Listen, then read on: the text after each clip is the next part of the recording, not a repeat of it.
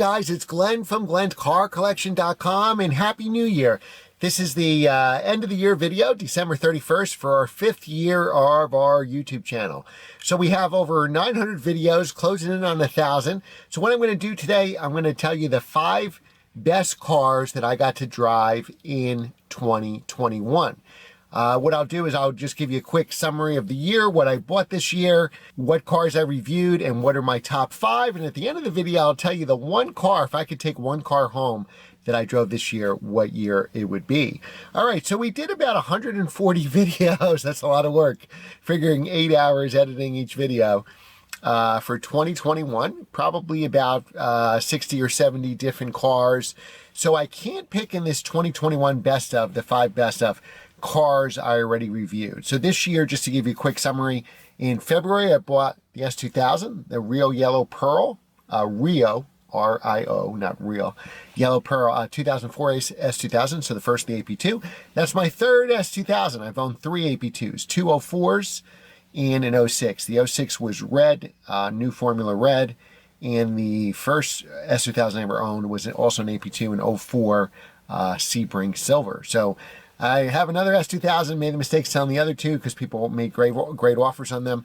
I wish I had all of them because they're worth a ton of money now, but this yellow one is definitely a keeper. I just did an update on that video, the money I've spent in maintenance. You can watch that here somewhere. So I can't pick cars like the NSX cars that I have. Also in October this year, the end of October, I bought an Audi R8 V10 manual of 2011. That would definitely be one of my top 5, but I can't pick it for this video because I reviewed one of those in 2019, and that's kind of what started my R8 hunt for a V10 manual, and it just took the stars to align to be able to get it this time. So I can't pick that because I already reviewed that car in 2019. So these would be cars I reviewed for the first time that in 2021 that are not my cars. So those 2 can't be on the list. So of all the cars we reviewed, I reviewed a lot of new cars this year, probably some more new cars than normal. And then obviously, you know, used sports cars. So I'll make the list after that. So I'll give you some honorable mentions. And just real quick, if you want to see me review really cool cars, you got to subscribe. If you're a subscriber, hit the notification bell. More subscribers I have, the more people will offer me cars to review. I have some really cool reviews coming up, but they're not, I'm editing them now, so they're not going to be posted until the year 2022, so they can't be in this list. And that'll be a 992 GT3 manual and a 2019 GT3 RS. So you definitely want to hit the subscribe button and notification bell so you don't miss that. And how can you help me out? It's free besides subscribing. Just like the video, share it with a friend. If you're a car person, you know other car people, share it with them so they'll subscribe as well. And as always, leave a comment below. The YouTube algorithm is all about likes and comments. If you just even say, hi, Glenn, or good video, or I like this car, I don't like this car, that obviously helps me. And also leave a comment in today's video what cars you want to see me review for 2022. All right, so let's talk about honorable mentions first before we get to the top 5. Well, the car that attracted the most attention this year, and it definitely doesn't do the top 5, is the Lamborghini Urus. So I had a blast driving that car. It sounds like a Lamborghini. It certainly doesn't handle one, but it sounds like a Lamborghini, and that got more attention than any video I did this year. So that was pretty cool. It was cool to experience it.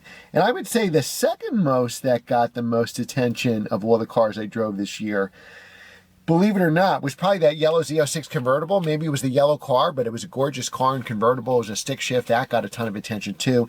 That doesn't make my top 5, but it is a great car. So speaking of Corvettes, is there a C8 in my top 5? Even though I did a C8 Coupe this year, a 2021, and a 2021 C8 convertible, the convertible was fantastic. The downside of the convertible is you can't see the engine, because of the, it's a hardtop convertible. And the cool thing about the convertible, what it has over the coupe, is obviously you just press a button instead of dealing with a roof panel and storing in the trunk. Press a button, it comes, roof goes up and down. Plus you have that little, like a Lamborghini or McLaren, you have that little window you can lower in the back so you can keep the top up and hear the great sound. And honestly, on the roads I was driving in, they were curvy roads and I wasn't pushing it like I was on a racetrack or anything like that. It was, it handled very well. If you hadn't driven the coupe, you won't notice the weight difference, and you'll be fine with ordering the hardtop convertible. The downside to it is obviously it's a $7,000 option. So the C8 can't make my list because in 2020 I drove my friend Frank's car, that beautiful Elkhart Lake Blue with the adrenaline red interior. Color combo stunning in person. I don't think it does it justice in the video, but it's stunning in person. So I drove that in 2020, so it can't be one of my top 5 for 2021.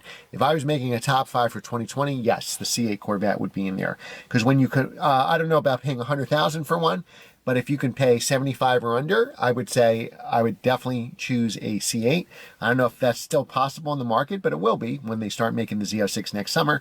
My Miami Blue 911 manual Carrera, I bought for 75. So once you get to the 75 part, I would take the Porsche just because of the build quality, the reliability, and for a whole host of reasons. But the C8, 75,000 or under, I would take the C8. I'll do a video soon about the Z06. So let's see, honorable mentions would be certainly the C8. It can't be in this video. The M4 with a manual transmission was a fantastic car. So if you're thinking of getting a new M3 or M4, if you can get away with it, get the rear drive with the manual transmission. Amazing, amazing car. I hope to own one. The grill's grown on me. Let me know what you think in the comments below, but the grill has definitely grown on me. The Aventador was a blast to drive for sure. I would say, even though the transmission kind of lets it down, same with the Gallardo being a single clutch transmission, it was a blast, and I see why people pay big money for those cars. And there's a lot of theater involved there.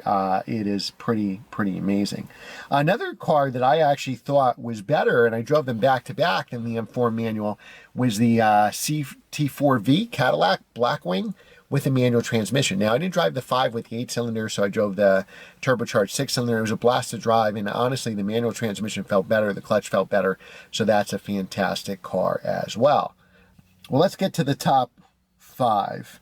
I would say this car I loved, but it was way out of my price range, $180,000, and beautiful, it looked amazing in this color red, was the Amg Gt63s. So you're supposed to think of it as a 4-door AMG GTS, and just amazing sound, and it was so much fun to drive. Now, you know, the looks definitely compromise with that sloping roof in the back, the backseat headroom, so you're probably going to have, you know, kids in there, not teenagers or adults, but if I could buy that car, I would. That's how amazing that car was. So not necessarily no particular order, but that would probably be my number 5 choice. Other honorable mentions before I get to number 4, the X5M competition. I drove a 2021 of that. Fantastic car. I loved it. The sound of that motor was fantastic. Very similar. We're going to have too many AMGs, but that's a good thing. We actually had AMGs. I would put probably my number 4 choice, and only because it's more affordable, would be the sedan. I did a 2018 E63S AMG sedan. I would love to review a wagon. Wagon's about 150 pounds heavier, and that was a fantastic car. Those cars are about 80,000. The wagons are about 100,000, so the wagons bring another like 20 grand or so. And if I could buy that car, I would buy that car. So we have the bottom with number 5 AMG GT63S, essentially the 4-door coupe. That's out of my price range, being $100,000 more than the E63S. The E63S 2018, somewhere in that range, definitely would be in the running for me for my daily driver, because it's all-wheel drive. It has, you know, the massage seats, the great stereo, the unbelievable motor. It's like 3.5 seconds to 60, maybe 3.3, and fantastic car, $100,000 less than the other AMG. So that would be 5 and 4. I don't think I've ever had 2 AMGs in my list. I've owned 2 AMGs, but 4-cylinder turbos, the CLA 45 and the GLA 45.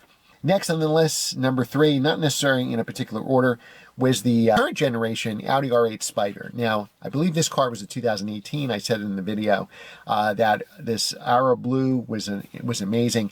And this actually reminded me of how much I love the V10 in the R8. And I couldn't put the first gen R8, which I wound up buying, in this top 5 of 2021 because I reviewed that in 2019.